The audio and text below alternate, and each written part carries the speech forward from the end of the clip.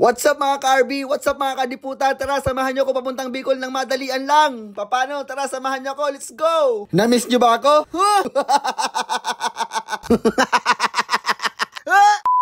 What's up mga ka-RB Store? What's up mga kadiputa? Grabe, naka-uniform na nga ako dyan pero papasok muna ako sa trabaho bago ko bumiyahe papuntang Bicol.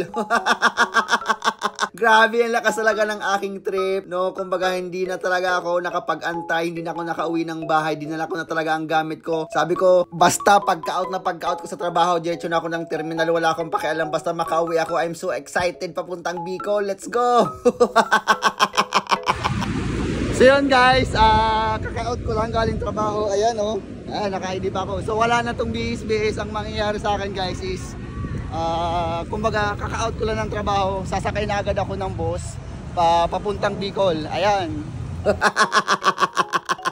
Grabe, sa sobrang lakas ng aking trip, hindi na talaga ako nag-base. Alam mo naman ka-RB, so hinahabol ko talaga ang bus kasi alas 8 lang talaga ang biyahe na napagtanungan ko na papuntang Sorsogon. Ayun na talaga yung last trip doon sa Cubao. Correct me if I'm wrong mga ka-RB Store, pero yun lang talaga yung napagtanungan ko. Alas 8 talaga yung last trip. Hindi ko lang alam kung saan ibang parte ng Bicol, kung saan talaga may ibang biyahe na mas maaga. Pero kanya-kanya naman tayo ng trip. Marami namang talagang nag-ooperate na mga company boss na papuntang Bicol at iba-iba yung kanilang oras. Pero yung napagtanungan ko talaga na alas 8 lang talaga yung last trip nila. Pero napakaswerte ko talaga dyan kasi alas 7 pa lang talaga yung naabutan ko talaga yung bus na paalis na. Saktong-sakto nga. Buti nagmadali ako, sumakay ako ng MRT. Pagbaba ko ng MRT doon sa Cubao, grabe, may bus na paalis papuntang Bicol. Grabe, napakaswerte ko talaga sa araw na to. I'm so excited.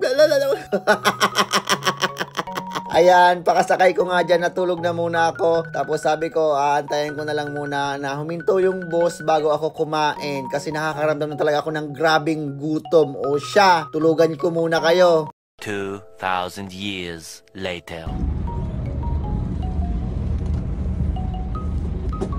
At eto na nga no, sa wakas nag-bus stop na rin sa hinaba-haba ng biyahe. Grabe, alas 2 na ata ng madaling araw dyan. Hindi ko alam kung nasan na kami banda. Basta sa kahabaan pa rin kami ng Quezon dyan. Grabe, nakaramdam na nga ako ng sobrang gutom dyan. Bumaba na nga ako ng bus dyan para kumain. At nasi-CR na talaga ako. Grabe talaga nararamdaman kong gutom. Kumukulo na talaga yung tiyan ko kaya hindi ako makatulog ng maayos sa biyahe. Ayan, nag-waste na nga ako dyan. Hindi ko alam kung saan ako party ng Pilipinas dyan.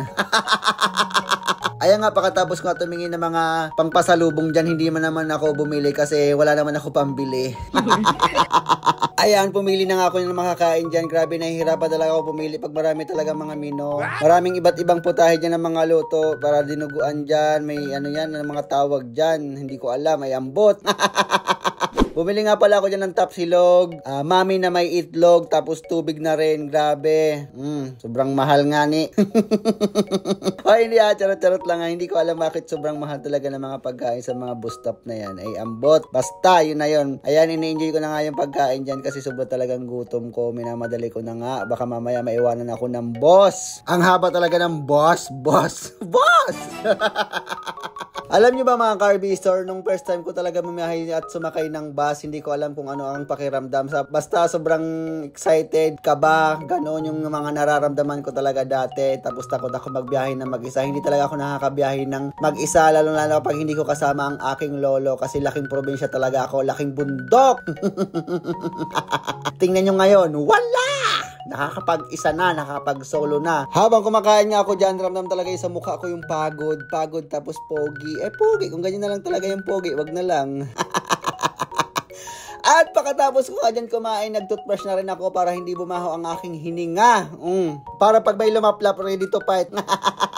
Oy, charot-charot lang yan Hindi, kailangan ko talaga maglinis ang aking bunganga kasi naka-brush ako. At pagkatapos ko mag-toothbrush dyan, ayan, nag-CR na rin ako para sigurado hindi na ako maihi sa sobrang haba ng biyahe kasi mahaba-haba pa ang babiyahein ko, 17 hours. Tapos nagbayad na rin ako ng 5 piso dyan. At pagkatapos ko magbayad, ayan, umakit na ako ng boss. Pero bago ako umakit ng boss, ayan, nagnilay-nilay muna ako dyan. Tinignan ko muna ang kapaligiran. Ayan, napakaganda ng panahon. Tapos shoutout nga pala dyan sa boss, napaka-smooth talaga ng drive niya. Ayan, tinignan ko na rin dyan sa Waze kung asan ako dyan. Waze? Sa Waze ba yan? Tawag yan. Hindi alam kung mapa yan, di ba? Mapa yan, mapa. Oy!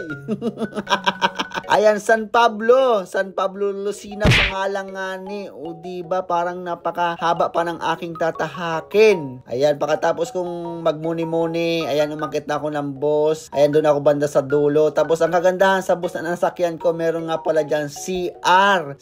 Ano ba CR? Ayan, ihian na, hindi sukahan na. O, sukahan.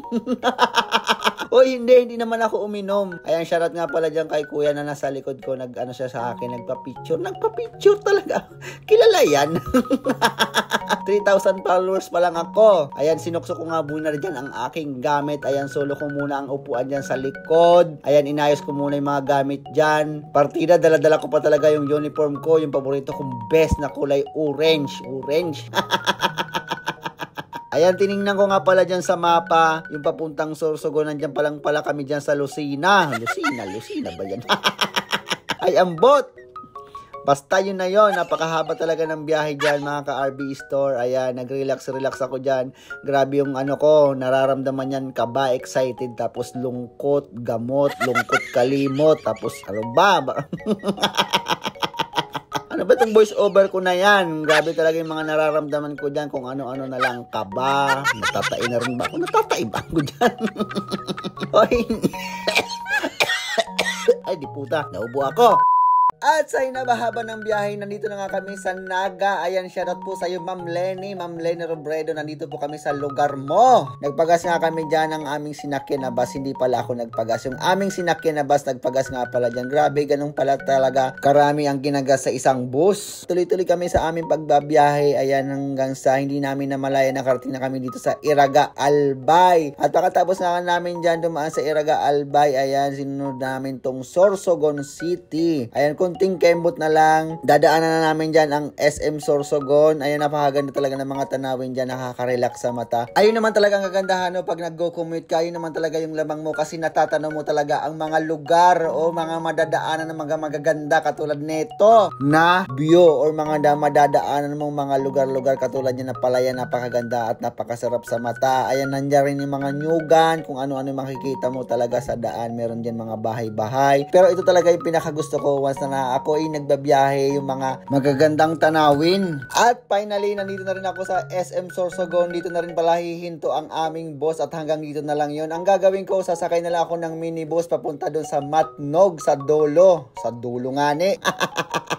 Grabe, 17 hours yung biyahe. 17 hours ba? I think 15 hours. So, babiyahe pa ulit ako ng mahigit 1 hour papunta dun sa Matnog. Pero bago yan, mag-CR muna ako dyan at bibili muna ako ng aking pasalubong dun sa aking madadatnan dun sa bahay. At eto na nga, no, nakakamiss yung mga ganitong moment. Grabe, ang sarap talaga sa pakiramdam. Buti nga dito, tinayon talaga dito ng SM kasi dati talaga dito is bundok pa. Wala talaga mapupuntahan dati. Wala kang magagalaan kundi kabundukan.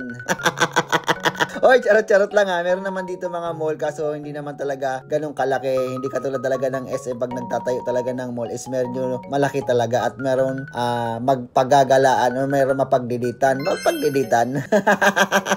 At pagkatapos ko nga dyan bumili no ng aking may papasalubong dun sa madadatan ko sa bahay. Ayan, naglarga na nga ang minibus. Papuntang Matnog, madadaanan na rin dyan ang Erose na may manok. Ayan, tuloy-tuloy lang ang biyahe. Mga ka-RB Store, kung saan man umabot ang video na to, pa-like and share naman, no? Pa-comment na rin ako kung saan umabot ang video na to. Tapos mga ka-RB Store, palambing na rin ako, papalo na rin ako at 3,500 pa lang tayo dito kay Lolo Meta. At sa Black Up naman po, nasa 14,000 pa lang ho tayo. Hindi ko naman ikakayaman mga ka-RB Store pag nag-follow ka sa akin or pag nag-like ka ng mga video ko. Baka naman, supportahan mo naman ako.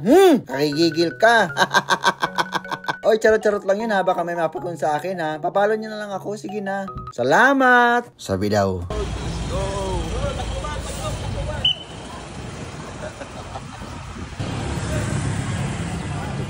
Let's go!